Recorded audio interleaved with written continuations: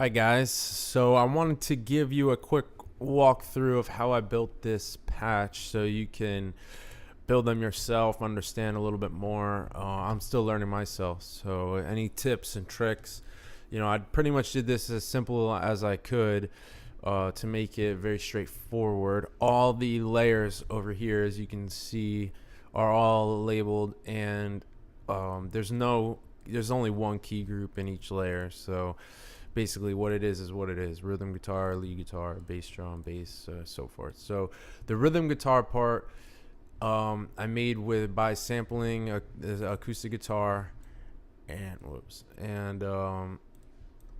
I mapped them all out and then put some scripts on to trigger chords and the different rhythms, like you see here, this lag, like you'll see. So the arpeggiator is triggering the actual rhythm, as you can see.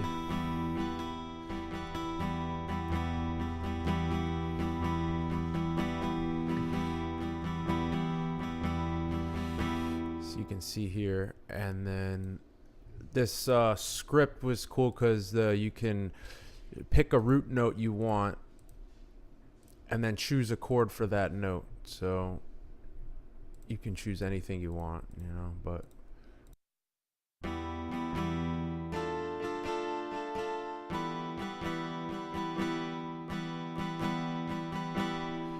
so that's pretty cool. And then the lag is makes it more real sounding strumming. So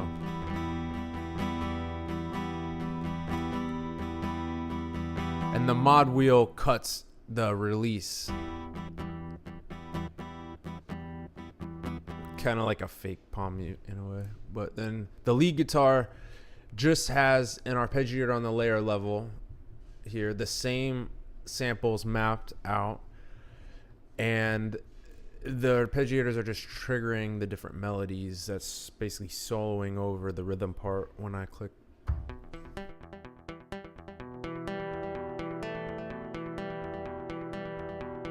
And you can switch between the different rhythms or melodies. Click here, and it's just turning these on and off, and you can do that by right clicking and assign a macro.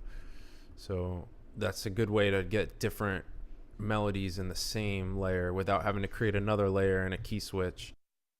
And then pretty much everything else is just sequenced with an arpeggiator, the bass drum, and then these are the two different rhythms you can choose. And the script processor, this single note, is I use on the drums sometimes just so they don't transpose when you play different notes. And bass is just a sine wave, real simple, and then I just have it pulsing, almost like a opposite the bass drum. And then the hi-hats.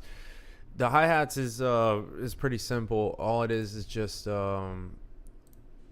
just right across the board there. And then when you click on this hi-hat pattern, it's triggering this LFO to turn on, and then it's popping this filter back and forth, kind of giving it a little bit of a jump and more groove in a way. And the snare drum's the same thing with the arpeggiator. I like the arpeggiator because it has 128 steps. The step sequencer is limited, and if I'm just trying to create something, I want unlimited. So I just put this on there and play with that. And then the pad, I have a saw wave, and then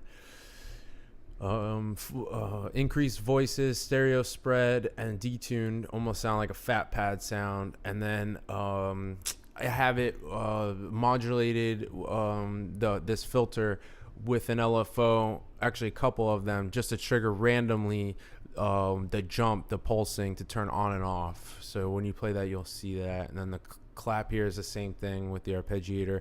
So basically each layer is a different sound, and then it all comes together when you just push one button, or one key, sorry.